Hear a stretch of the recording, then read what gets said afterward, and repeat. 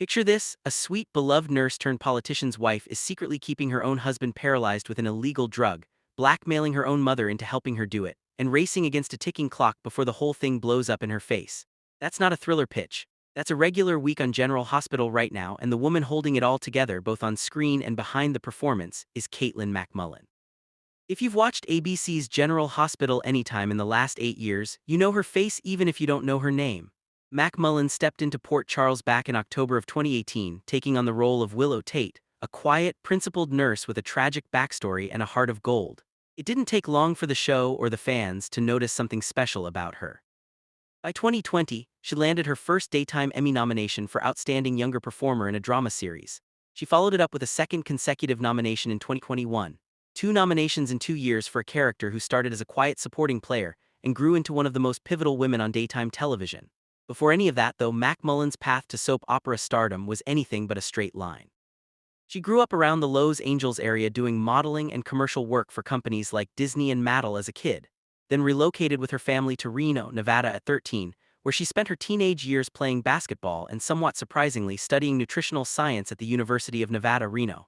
2 years into that degree, she made the leap back to Los Angeles to chase acting full-time. Training at Playhouse West before booking a small guest role on the Yahoo series Sin City Saints in 2015. 3 years later, she walked into the role that would change everything. Fast forward to now, and Willow, these days going by Willow Tate, is in the middle of the most explosive, morally compromised storyline of her entire run on the show. Here's where it gets wild.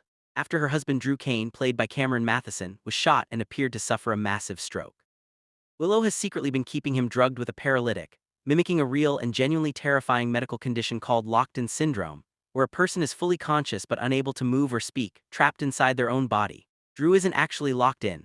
Willow's making sure he stays that way dose by dose so she can keep stepping into his shoes, including his seat in Congress, while he can't say a word to stop her. And she hasn't been doing it alone.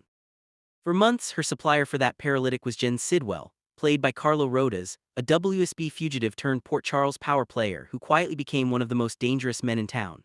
But Sidwell just shot another character, Lucas Jones, got arrested for it, and then escaped custody entirely with help from an ally on the inside. That means Willow's drug pipeline just dried up overnight, and Drew's paralytic doses are running out fast.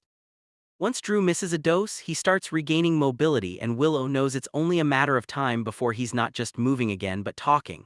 So now, she's desperate for leverage, something to hold over Drew so that even if he comes out of this and can speak, he won't dare expose what she's done. That's where Jack Brennan, played by Chris McKenna, comes in. Brennan claims he has proof that Drew misappropriated federal funds, allegedly funneling money from a project called the McConkey Esplanade into his own congressional campaign. If that's true, it's exactly the kind of dirt that could keep Drew permanently silent. The catch is that Brennan says Willow and her mother, Nina Reeves, played by Cynthia Watros, have to help him recover first, because the actual evidence is locked away in a private safe at the WSB office. There's no proof this evidence even exists. Willow only has Brennan's word for it, but at this point, she's not exactly in a position to call his bluff. MacMullen herself opened up about exactly how high stakes this all feels for her character in a recent interview with Soap Opera Digest. She is definitely racing against the clock, MacMullen said, describing a woman who needs that evidence immediately, not eventually, because every day that passes is a day closer to Drew waking up and ruining everything. According to the actress, Willow is clinging to the hope that Brennan is telling the truth, because if he is, it would mean the end of months of unbearable pressure and secrecy. She's chosen to believe him not because she's naive, but because the alternative, that there's no leverage at all, is too terrifying to sit with. And it's not getting any simpler from here. MacMullen has teased that the writers have plenty more twists lined up, hinting that this storyline is far from finished shaking up Port Charles. On top of the leverage hunt, Willow now has another problem closing in. Felicia Scorpio, played by Christina Wagner, has been pushing for communication tools that could let Drew start expressing himself again even while paralyzed, which would blow apart the fragile cover Willow's been maintaining this entire time. Add in a suspicious Elizabeth Weber and a private investigator already circling Drew and Willow's lives, and you've got a storyline with a dozen different ways to implode. What makes this all work isn't just the soap opera mechanics, it's MacMullen herself. An actress who spent close to a decade making a once innocent nurse believable as a woman desperate enough to drug her own husband and blackmail her own mother. That's the kind of range that earns Emmy nominations, and it's exactly why the storyline has fans glued to their screens every single day. So if you've been wondering why Willow can't catch a break on General Hospital, now you know. She's racing a clock that's about to run out, and Caitlin MacMullen is making every second of it count. If you want to stay ahead of every twist in the storyline, hit subscribe, because General Hospital is nowhere near done with Willow Kane.